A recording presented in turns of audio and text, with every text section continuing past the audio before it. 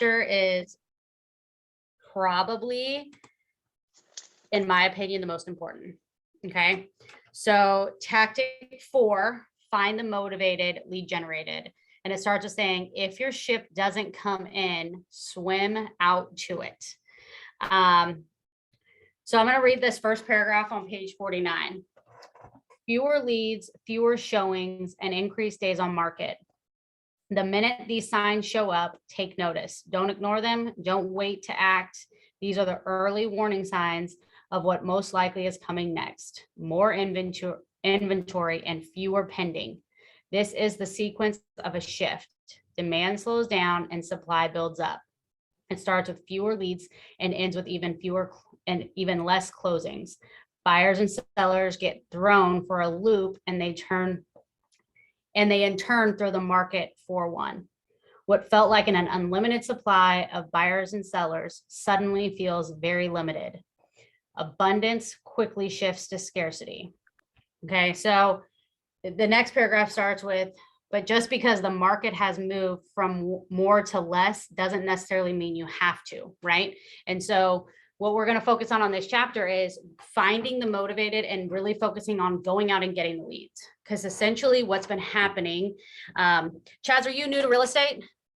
Absolutely. All right. So the both of you are new to real estate. And so you guys have heard like the market's so hot, everything's happening, everybody's having their best years, right? And yet the reality is that business is starting to slow down. We're seeing it nationwide and locally. The transactions are starting to slow. And fortunately and unfortunately, right, the last 2 years, business has just been falling in people's laps. So the basis of doing the lead generation has been a lot, it wasn't as necessary, right? Because you had a lot of people raising their hands saying, I want to sell my house because I know I'm going to make a lot of money. You had a lot of buyers raising their hand because they want to live in Naples or Marco, right? They want to live in Southwest Florida. So you've had a lot of demand. And so the need to go out and find those motivated people wasn't necessarily as important because they were just raising their hand and jumping out to you, right? And so now we really got to get focused on going after and finding the motivated. So if we go to the next page, it talks about in the middle of the page, it says, it's almost as if the buying and selling of the past sellers market has borrowed against the buyers and sellers of this market, and now it's time to pay up, which we're not there yet. And yet when the buyers and sellers had both personal reasons and positive market expectations as dual motivators, and now they just have personal reasons. Motives have narrowed significantly, and fewer people pass the clear-cut motivation test of being able, ready, and willing. Fewer buyers can afford to, have a desire to, or prepared to buy now in market prices. So what do we think right now is causing the motivation to change in sellers? Interest rates rise. Sorry? Go ahead, ladies first. The price rising. Right. So, 6 months ago, if you listed, you're going to make $100,000 more on your house. It depends on the area, right? And yet you could make a significant amount of more money for your house, right? Right now, you're not seeing these incredible over offers, right? Like when you put your home, okay, so this is what the agents have been doing for the last years. You want me to list your house at this crazy amount? Okay, I'll do it. It's active, crazy price, and people are putting offers in for even higher, multiple offers. They're bidding over it, right? And yet now the market, that's not happening. Now, I'm not saying there's not multiple offers. That's still happening. And yet you're not getting I just got an offer for 50,000 over or 100,000 over like they were. Right. So the price point it's gone up, yet I was just talking to an agent that I just brought over from another company this morning, and he told me one of his sellers, he had a seller that just the other day put a house under contract, right?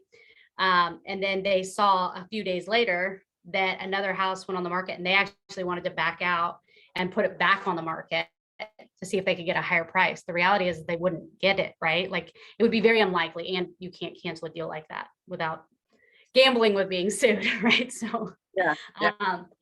the reality is that motivator to those sellers was so high, it was money, right? It was, I can make a lot of money on my house right now. Now, what do you think has changed the motivation of the buyers right now? Interest rates on the rise. Yep. So the interest rates have gone up, right? Now they are not high. They are not high, and yet they are high for the last couple of years. So people are hesitant. What else is changing with them? Well, I guess they're seeing the prices level out as well with They're seeing the prices level out. They're also hoping that they're going to go backwards. back down. And the reality is most of us do not believe that that will happen. We do think this is going to be the standard in Naples and Marco going forward. And yet buyers are kind of, more houses are on the market. They're going to lower the prices. And if they're going to lower it, it's going to be like 10 grand, or, you know what I mean? They're not going to lower it like 50 to 100,000, like you've seen some of the decreases, right? Right. So, okay. Now, when people don't have those motivators, right, we have to go out and find the ones that are motivated, right? So for instance, you can't motivate somebody to sell. Now you can tap into some of their reasons and help like guide them and aid them in that decision, but you can't actually motivate somebody to move, right? Like Right. you have to go after the ones that are actually motivated, right? So that, and that's a lot about what this chapter goes into, right? Is not, you can't motivate them, and yet you have to cast a wider net to get them motivated than what you were used to. So if we go to page 54, we're going to focus on, there's these 3 action steps. And step 1 is talking about stop doing what isn't working. So right now, you guys are new to the business, so you might not have this activity to do, but essentially what it says to do is take out a piece of paper, write down all of your lead generation sources, right? Take a look at all of them. So the example here is door knocking, calls to Spear, agent referrals, your newsletters, FSBOs, open houses, expired listings, sign calls, websites, and client parties, okay? Now, in order to find out what we're going to do is we're going to have to look at what actual lead generation activities am I doing, prioritize them based on the results that I'm getting, and then focus on the activities that are really working. So for instance, if I'm getting, I should have made a slide for this. So if you look at page 55, you'll see in here where it has all of the different activities. So first you're going to list it, and you're going to write next to it the amount of referrals that or deals that you get from that one, right? Then you're going to do another activity where you're going to look at and you're going to prioritize them based on the amount of deals that you get. So this is an activity that may be difficult for somebody that's new in the business, and yet you can see what it would look like. Hi, Kayla. So Kayla, this is something you could do, right? Take a list of we're identifying what's working and what's not, right? So you would write down all of the lead generation activities that you're doing, okay? And no order, just write them down. And then next to that, put how many transactions you get from each of them. Mm-hmm. And then the second thing you would do is now prioritize them and look at, okay, which ones are giving me the best results? So your first place should be the one that's giving you the most. So is it cold calling? Is it social media? Whatever it is, and that should be your ones that you prioritize. And then we're going to focus, number 3. You're going to focus on the ones that are working and get rid of the ones that aren't. So the question you ask yourself is what am I doing or spending money on that is no longer effective in the market shift when the market shifted. So for instance, there was a lot of agents that were used to doing FSBO calls and expireds. There was a large sum of time in the last couple of years where those weren't really feasible lead generation activities. Like that used to be a lot of our agents' number one, but there wasn't any expireds, right? Everything was selling. And even for sale by owners, we're selling. Right. So that wasn't even a great one, right? So they had to look and adjust and focus on different activities, right? Now they're going to be able to go back to those, right? They will go back to that, and most of them already have. And yet right now, what we're looking at is, okay, what activities are you doing that's going to generate the business? Get rid of the other ones that are generating less results and heavily focus on the ones that are working. All right, so, and it goes on to say, do this every month. Effectiveness is an ongoing and never-ending process of evaluating and adjustment to find the sweet spot of your lead source zone. That's working for you. So the first step is really just to identify, what am I doing currently right now that I shouldn't be doing? That's just not working for me, right? And then figuring out what is working by prioritizing, and then you ramp it up. It really comes to, focusing on those activities. Any questions about what that looks like? Okay, awesome. All right, so the next thing we want to go into is the 2 M's of lead generation. Does anybody know what that is? The 2 what? The 2 M's of lead generation. So the 2 M's are message and method. So when we're lead generating, we have a message and a method. So for instance, for me, my message is your business, my lead generation is obviously different than yours, right? But my message is, the market is shifting. Are you prepared? My method is calling, right? My method is also blasting it out an email and doing different things, right? So the first part of this is, what is your message? The first part is finding out what is your message that you're sending. Okay.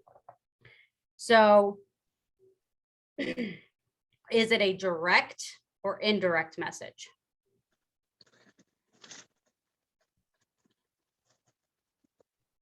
Wait, was that a specific question?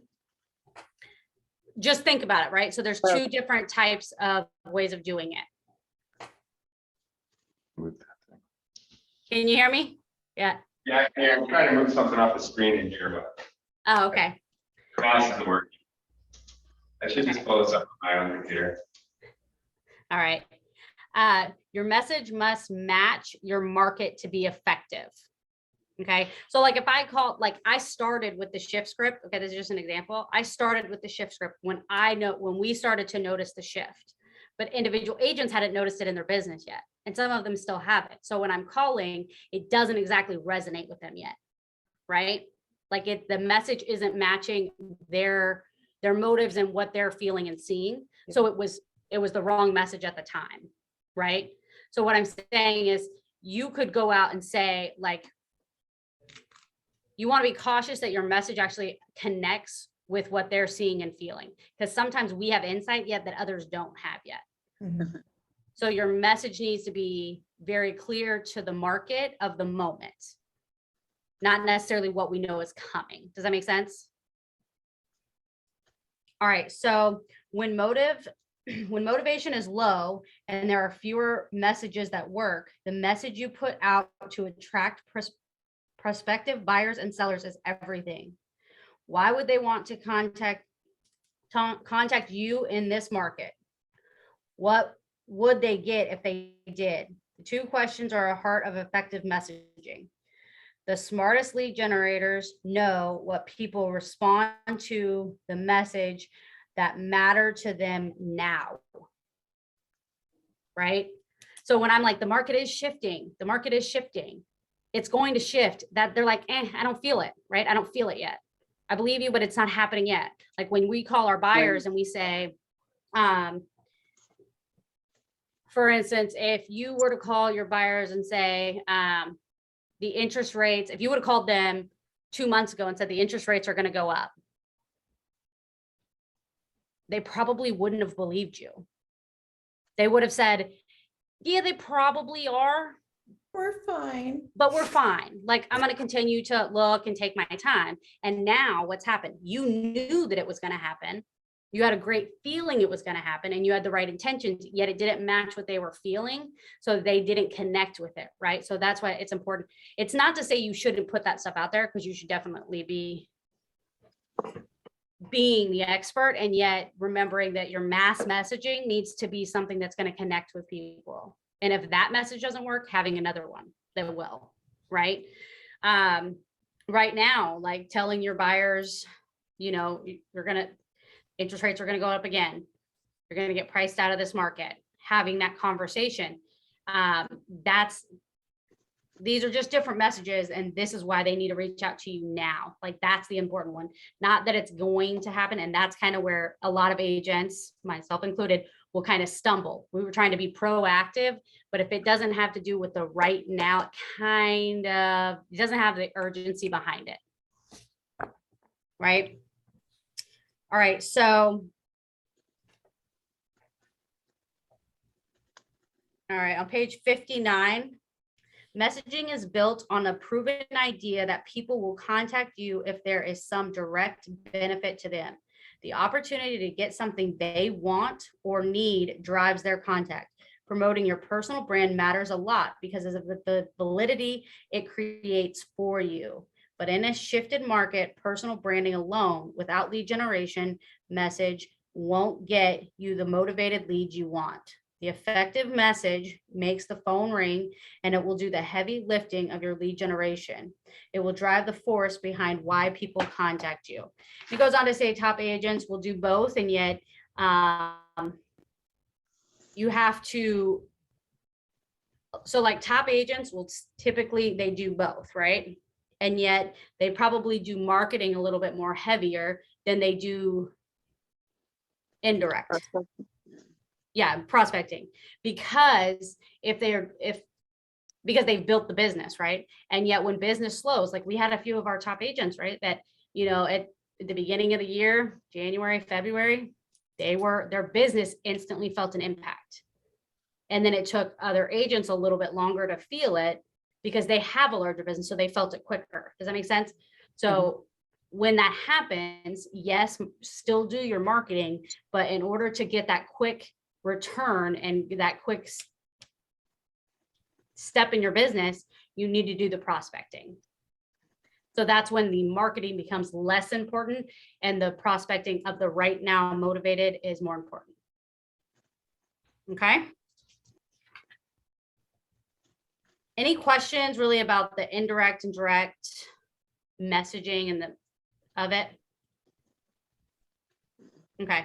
All right. So your message needs a method on page 63.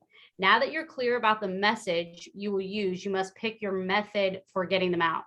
The two categories all lead generation methods fall into are prospecting and marketing. Prospecting is where you go get the leads, and marketing is where sorry, I don't have my glasses on. Marketing is where you do things to cause the leads to come to you. Prospecting is you making contact with people, and marketing is people contacting you. Prospecting is seeking, and marketing is attracting. Prospecting can be done by phone or in person, while marketing is done by any published medium or broadcast. So again, it's about doing both and focusing on the ones that are really on that list that are generating the higher return for you. I know you guys talked about return on your investments and things like that in the previous call. So am I running ads that are getting my name out there, but that I'm not getting a right now buyer for or seller, that I could shift that money and go to this. And this is where you would take that concept of tightening up your, your expenses and putting it where you're actually seeing a higher return in this shift. Right? Yep. All right, so talked about that.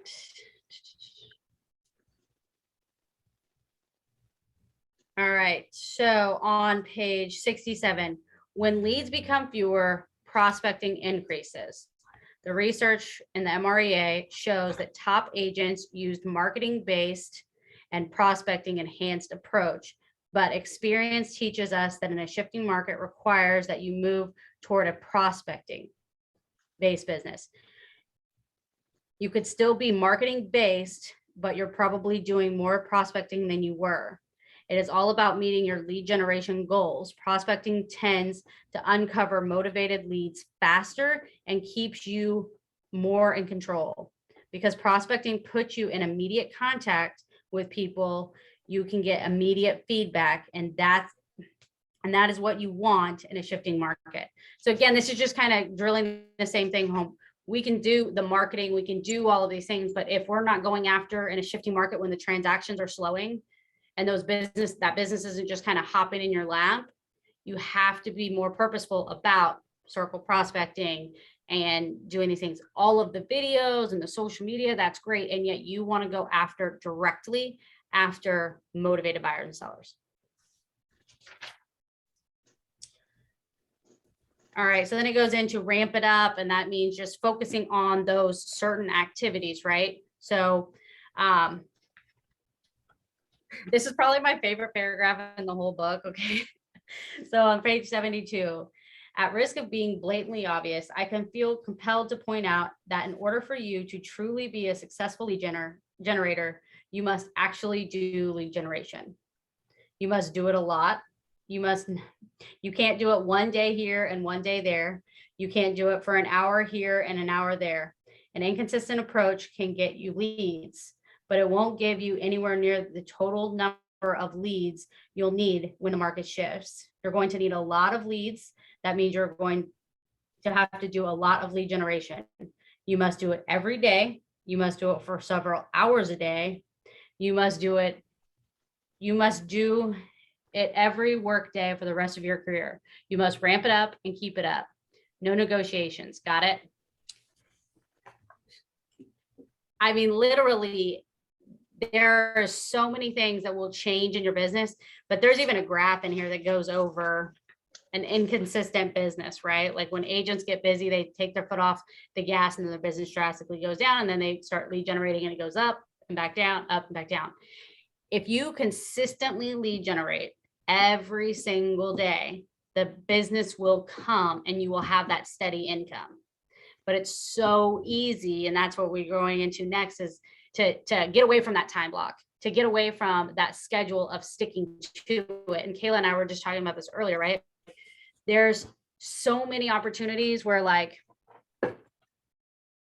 people will call you, email you, text you, they need you to do this, or this transaction might be falling apart, or this person needs this, or this buyer wants to look at this. When in reality, if you don't stick to that, you're saying no to your goals. Okay. So for instance, and I'm guilty of it, right? So I'm sitting here telling Kayla, like, next week we're gonna text each other, right? Like, how many calls did you make? Did you stick to your lead generation for 2 full hours, 3 full hours, if you had the time for it, right? Because if you don't, what happens is anything and everything will become a distraction.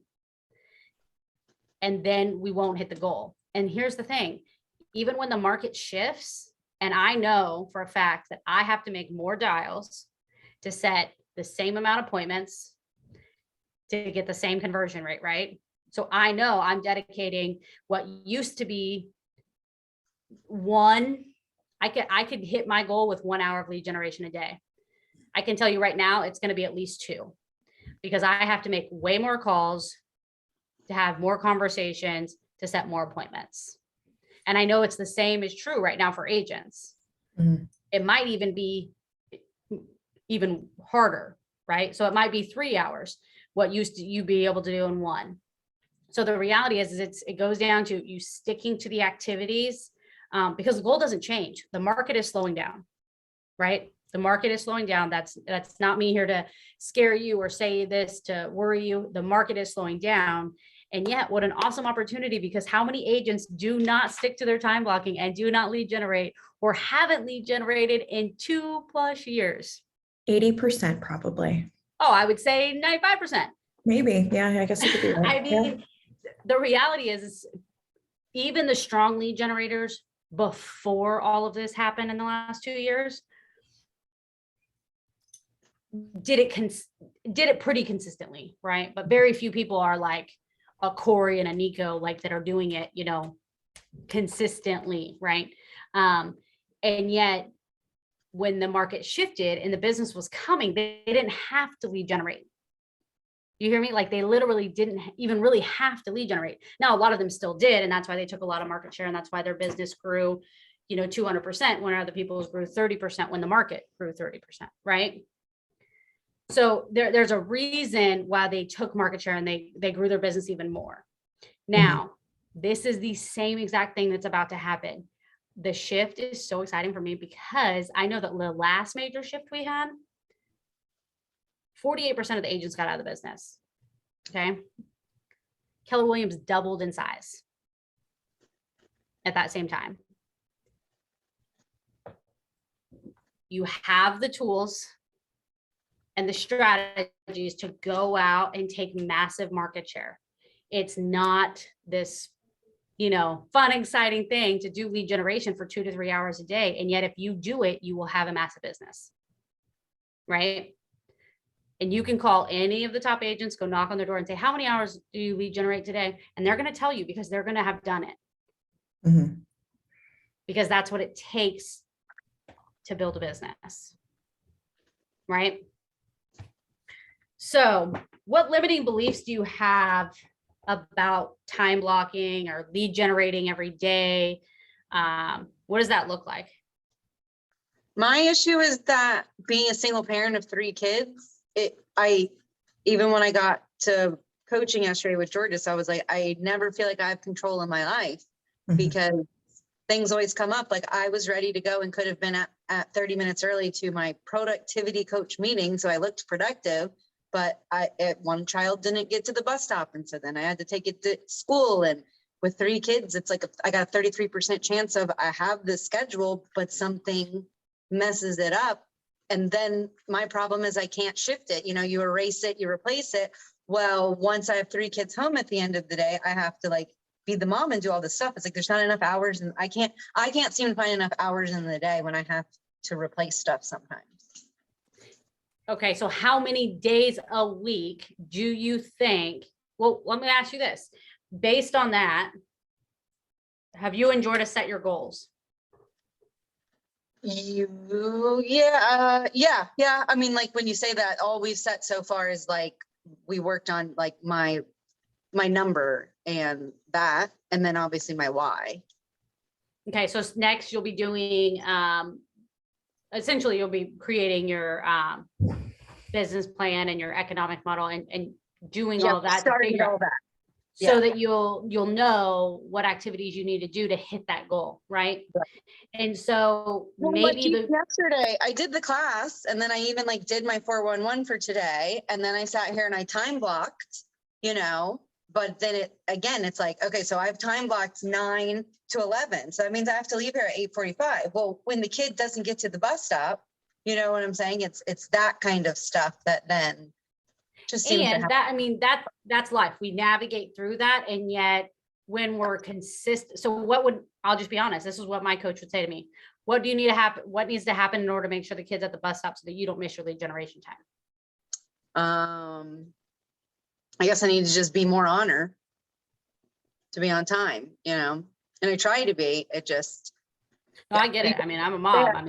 I'm my lingo over here. I'm like, listen, sorry, Chaz, but I'm sitting here fighting with a 3-year-old of the morning, right? Who wants a yellow and a red sock every single day. And we only have so many red and yellow socks, okay, and Spider-Man shorts. And he wants to don't ruin his day. I'm like, what is this 2 different sock thing? I don't even understand it yet. He's 3 and he's adamant about these Yeah. two different socks. But it's like these little battles, right? Yet now I set out those yellow and red socks every morning. Yeah. And if they're not Well, clean, I that's make sure they're exactly- clean. Yeah, I get it. So just try to prepare more, I Just guess. prepare for that to situation. protect that time block. Because what we're going to go into now is protecting it, right? So what's the anatomy? So first of all, when it comes to time blocking, right, we're going to time block our vacations first, your daily lead generation, and an hour a week of planning. So that means that on your calendar, so my 411 is done every week. It's sent to Amber. If you don't have somebody that you're sending your 411 to, or your goals and your plans to, please send them to me. I would love to hold you accountable to those. So essentially you have those 3 planned. You should use a month at a glance calendar, like the example on page 75, that gives you, these are the important things that you need to do. There's going to be days where you don't lead generate because you're going to be on vacation. Your kid's sick and maybe you can only lead generate 30 minutes instead of 3 hours that day, right? Or whatnot. And yet it's the consistency that will cause those types of situations to be okay and your business not to suffer. Mhm. It's when we don't do the activities consistently.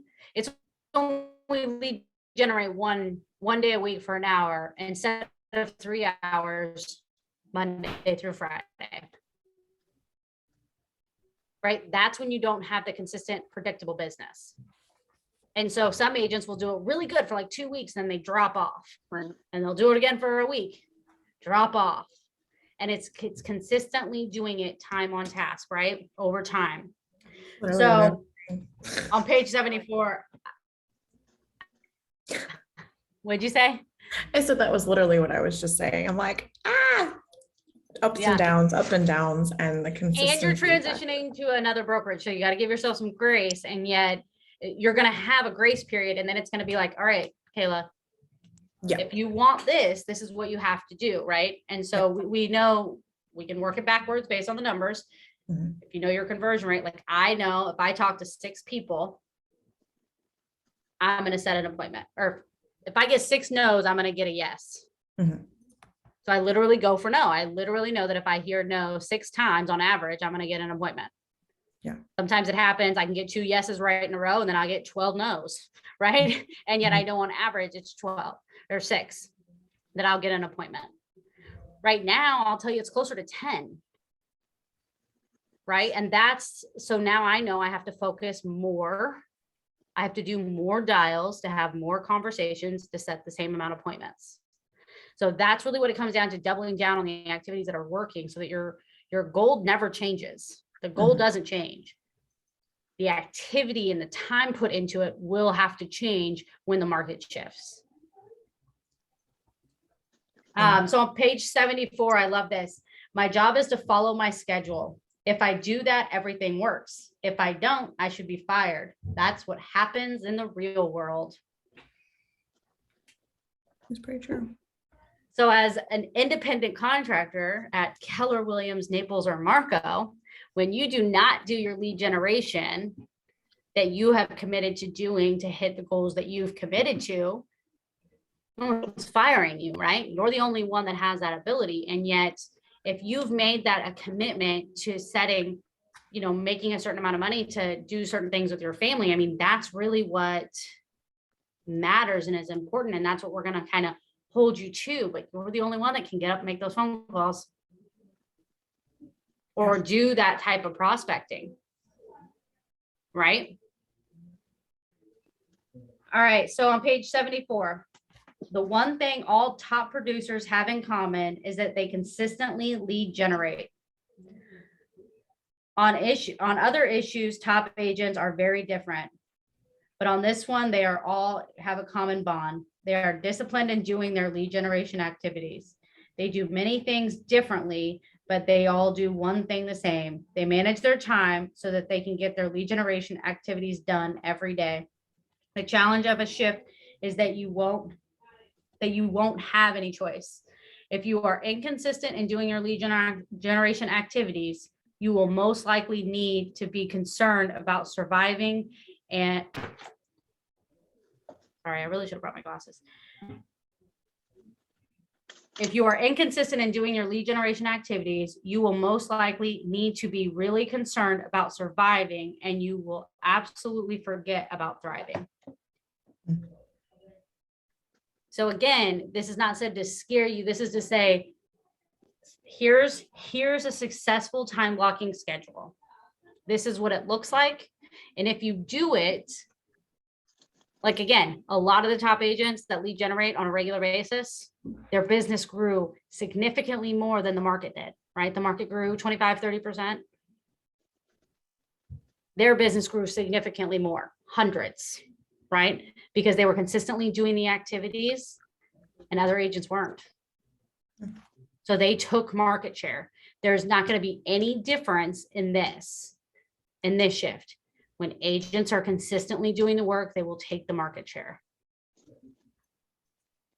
So for agents, like when I think of certain agents in the office that like I know are doing the activities or doing the work day in and day out, I'm not concerned that their business is going backwards in a shift. I actually know their business will increase, right? Said showing up for a job. Yep, suiting up and showing up. They're doing the work.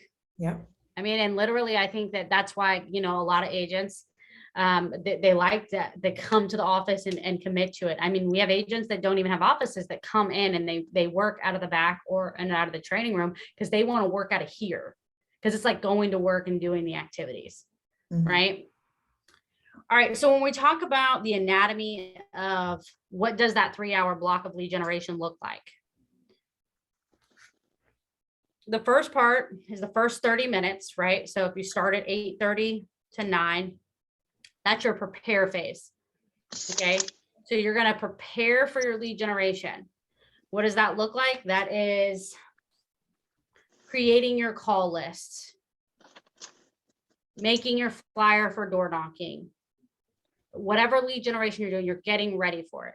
So for me, that was printing my pipeline every day and printing a new list of random people I was going to cold call. Okay, that actually only takes me like 3 minutes. But I script and role play, right? So I call somebody and I'm scripting with them, printing my list, and that should all be done in a matter of 30 minutes. For the next 2 hours, I'm calling, or I'm door knocking, or we're doing an open house, or whatever that prospecting looks like. Is it mailers? Is it whatnot? And yet, remember, we want direct. And so we know that prospecting, in terms of not just marketing things out, but actually prospecting, is going to get you a higher return.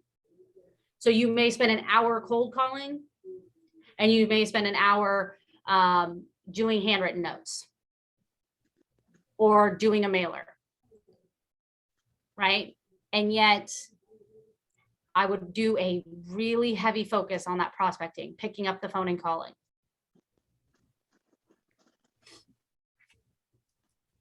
All right, so for prepare, when prospecting, creating your message and offers, assemble your call or door knocking list, rehearse scripts and role play, prepare handouts for any visits, do all necessary preparatory work for your prospecting, like open house, do any mail outs required to support your activities, right? And then it's time to take the action, which is the heart of your lead generation. So you're actually going to be out doing the activities or on the phone, whatever that looks like for you. Chaz, what kind of lead generation do you do or do you plan on doing? Well, I plan on working my pipeline to begin with, and then I'll take it from there. I mean, I have some thoughts in my head about getting into a lead generation that I pay for a month, stuff like that. Awesome. And Kayla, you want to tell them what you do for lead generation? Yeah, I'm in the midst of switching all of my stuff. So I just turned off my PPC leads and now I will be doing expireds and circle prospecting. And then kind of sort of. I'm also going to expire. What'd you say, Chaz? I'm also gonna try to get into doing expireds. I have some friends that have listed some places and they're ready. Some of them are about to expire in June. So there's that too. Yep. What about you, Mary? Well, I'm working on an internet presence because I did not have one before. And then I'm also working on a vendor list and making connections with vendors. So that I also have a list for like the people when they need things. And then I want to get into referrals, but I haven't had a chance to do that yet. No, referrals is a great one, right? So if you haven't taken the referrals class, definitely do that. Reach out to me. I can show you how to do it. It would definitely need to be part of your lead generation if you're going to be serious about making it part of your business, right? And I Right. can tell you great people to follow that are doing huge prospecting thing. I mean, we live in paradise, you guys. People want to move here. That's why I was They excited are to moving get here. Jordis. That's why I was excited to get Jordis because I know he had done that was really good with referrals, him and Eric. Yeah. I've Yeah. already been in contact with some of my friends from the Northeast that are realtors. We're gonna be working referrals for the people close to my age that are getting ready to sell their houses to come down. Awesome. Yeah, referrals is a massive opportunity, especially doing the referral map, putting them on smart plans, adding them to social media. I mean, that is a lead generation source. And yet it's more of a blanket one, right? Like you're casting a large net. Now, when it comes to when you've been doing it for a little bit and you have a lead source or a vendor or a referral partner that's sending you a lot, they'll make this list. They'll make your lead sources list, right? And that's when you'll definitely need a system around it. And having, when people send you a referral, what's the process of thanking them, right? Obviously, Right. they're getting a 25% referral fee, but what else? What do you do for your clients who refer you business? Right. Like some agents will send flyers, just maximize on those opportunities, and yet your lead generation needs to be going after active, motivated people, right? Yeah. All right, so we're talking about taking action, right? So that means you actually make the calls, actually go see the people, actually do the open house, actually do the door knocking, whatever lead generation activity you're doing, you actually are doing it during that 2-hour span, right? Then the third part is the maintenance part. Now, it's by far the most boring. And yet it's so crucial. I can't tell you how many times, like, I will make calls and I don't put the notes in, right? I don't put the notes in because I'm writing it all down on a piece of paper. I'm rocking and rolling. I'm off to appointments. And yet if I don't slow down to put those people, the notes in there, I'm like, hey, I talked to so-and-so. I don't remember what that conversation was. Because the goal is you're talking to so many people, there is literally no way you can remember. So the maintenance part is crucial. Mhm. So whether you're doing your lead generation in your CRM, whatever CRM you're using, whether you're in there doing it at that same time, so it's kind of enfolded into that, so that 2.5 hours then becomes your lead generation time because you're also doing the maintenance along with it. Or if you're writing it down and then at, that last 30 minutes of your lead generation time is going in and doing the data entry. You got to figure out what works for you. I know for me, I just won't go back in and do it. Yeah, I do it during. I do it during, and yet Gary Keller says to do it after. So if you can do that, I would stick to that model. I do it during. Actually, I'll be honest, I don't do it at all now because I have leverage, and I take my notes on my Remarkable and I send them off, or I take a picture with my phone and I send it off to Jules and she does it for me, right? And so that's leverage. And yet there was a lot of time where I would have to go back in, and before I would leave for the day, I'd have to sit down and go back in and try and remember what my notes meant from my calls and put them in command in order to be able to go home. Because if I didn't, I wouldn't remember who I talked to or when I was supposed to call. They say, oh, call me back in a week. I'd love to meet with you. If I don't put that in, that's a huge missed opportunity because I'm not going to remember to call them. Yeah.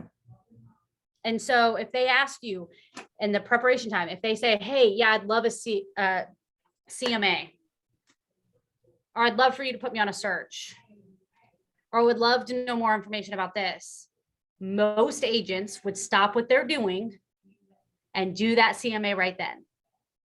Or they would stop and they would put them on that search right then. Right?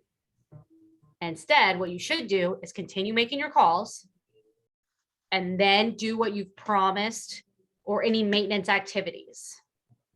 So if you promise them, like, you would send them something, or you'd send them information on this, or you'd send them contact information for a lender or this and that, make the note and go back and do it. Because if you get sidetracked and you say, oh, I'm going to send them the lender's information. Next thing you know, you're calling the lender, give them a heads up. That's taken 30 minutes. And now you've completely derailed your lead generation time. Makes sense. I know, because I make the mistake more often than I'd like to admit. Learn from our mistakes, right? Learn from our mistakes. Learn from the best of the best. All right. All right. So then on page 80, sorry, I feel like I'm rolling through this really fast, you guys, because there's like so much in this chapter. Okay. So on page 80, it says, finally address the need of the maintenance. Enter the results into your database. Write follow-up notes, which is a huge thing. Like, if you had a great conversation with somebody, even if you're not doing anything to like that next step, do a few handwritten notes. I know that some agents have like a number that they write every single day to do that follow-up, to do those follow-up notes. Record anything that needs to be recorded, like follow-up tasks. That's really, really important. Track your results. So this is where tracking your numbers are. So like, I always track how many dials I have, how many conversations I have, to how many appointments I set. And then that's how I'm able to know, like, okay, so maybe today I only have 30 minutes to lead generate, which is not a good example. And yet sometimes that will happen, right? And so I know that if I can make 40 calls, 40 dials, I'll get 2 appointments. Right? Like, I know that. So I know that I can make it happen if I need to. And yet that's the only way you're going to know those numbers, is if you track your dials to conversations to appointments. And then I would even take it a step further. And are you tracking the number of converted appointments or appointments held to how many listings or buyers? Right? Because we can set a lot of appointments and we can go on a lot of appointments, but how that you got to take it even a step further and know how many you can convert. You should be able to know how many dials you should make to get 1 closing. But it will take time to build that tracking up. And yet I would start with dials, conversations, and appointments. Okay. And while maintenance is important, preparation and taking action are more important. Okay. So you have to do the script and role play, print the list so that you're prepared to take action, then take the action. Maintenance is important, and yet it's not more important than the other two. Because if you don't know what you're saying or who you're calling, you can't make the calls. And what I do when my lead generation is, I send calendar invites. When I set appointments, I might not send like something in an email that I told them I would send, but I always send the calendar invite during my lead generation, because I want that blocked off on my calendar. And if for some reason I forget to do the whatever I promised, that triggers me to send it. And the appointment they're notified of the appointment, and that way I can confirm with them. So I would always encourage you to send notification, like your appointment notifications, right away, because they're more likely to accept it right away than they are it get lost. You send it 2 days later.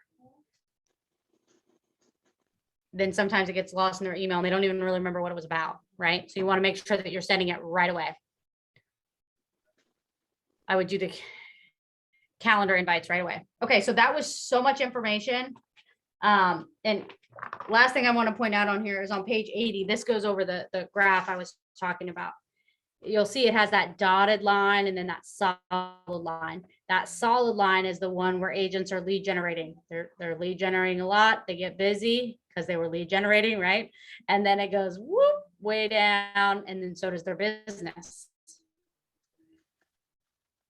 Or consistent lead generation activities mean you're consistently having more and more and more and more closings, right? It doesn't have to go backwards.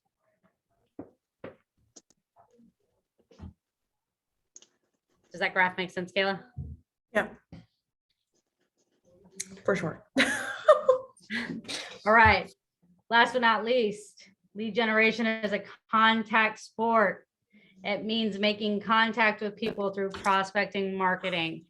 Okay. Prospecting and marketing. All right. So tell me, what are your ahas or action steps that you're going to take based on tactic 4, finding the motivated? I like where it said lead generation first, servicing second. Really? I mean, that it comes down to working in the business or on the business, right? Yeah. Oh, and also in there, it was talking about, in the true professional section, it was saying a true professional knows what they know and knows what they don't know and knows the difference between. And then it said customers, clients want someone who knows the right answers, not all of the answers. Yep. So, I mean, there's literally, you guys, this is one thing that kind of keeps new agents from hesitant to make contacts because they feel like they don't know enough to be able to answer people's questions. Here's the thing. You can say, I'm not sure, I'll get back to you. And that is okay. No one knows everything. I can promise you, Corey Lauer and Nico and Michelle and Heather, there are times when they all have to say, I'm not sure about that. Let me get that information. I'll get right back to you. Yep. Yeah. And so it's no different. And so it's all about mindset. If we let ourselves think, oh, I don't know enough about this to have that conversation, or what if they ask me something I don't know? They're going to ask you something you don't know. Mhm. Yeah. And that's okay. You just need to know how and where to go and find the information. And here's the thing. We're all right here. Come ask. Perfect. Yeah. All right. What Yeah, about you, Kayla? Sorry, Mary. I said it was a lot. This was a big chapter. There was a lot. Yeah, there is a lot. I guess it's just all about the consistency factor because it's definitely something that I'm struggling with. I mean, just as Mary was touching on, with kids and life and everything else. And then, it's like you get behind on one thing and the entire day goes to crap. And then you're just trying to play catch up. And, it's one of those things that I've taught myself grace, have a little grace, and you do the best that you can do and you try to stick to your schedule, which is something that I'm really trying to hunker into right now. And it's pretty much just sticking on it every day. I do like that whole ramp it up section. And then obviously those graphs are, the top one's definitely me right now. So it's good. So obviously just trying to get to that consistency level of at least 4 days out of 7. So at least that's my goal. So. Yep. Love it. What about you, Chaz? Well, I don't even have the book yet, but each day I'm like a little snowball and I'm getting larger and larger. Making a snowman. That's how I'm feeling right now. We don't have snow in Florida. You must be from somewhere else. You must be from somewhere else. Pretty much from somewhere else.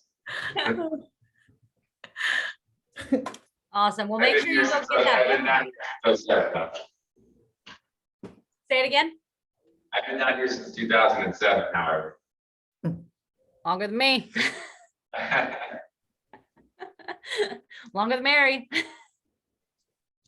Everybody's longer than Mary. Not longer than Kayla. Whole Okay, life. What is snow? Yeah. Gotcha. No. Everybody is pretty much from somewhere except for Kayla. Yep, literally. All right. One thing that we didn't talk about with lead generation, and this is super important, is being able to create your bunker. So I'm sure you probably heard this, right? It's creating the atmosphere in which you are going to be successful for doing your lead generation. So for me, most agents, it's in their office, in front of their computer, they have their list and they're just laser focused. And I would just prompt you to say, where do you feel the most productive? Because I'll be honest, where I feel most productive is when I take my Surface, my little Surface computer, and the page that I printed out, right, to call from, and my current pipeline, and I go and I sit outside here at these front desks. Because everything else around me, my second monitor, my email notifications, all of these things distract me. Mm. So when I go out there and I can spend a solid hour making calls, I get more done than I did if I spent 2 hours in my office trying to make them. And so I can promise you, I'm going to get back to doing that. And it's because I have sticky notes of lists of things to do. People are knocking at my door. People see me out there, right? And yet they know I'm calling. Mm.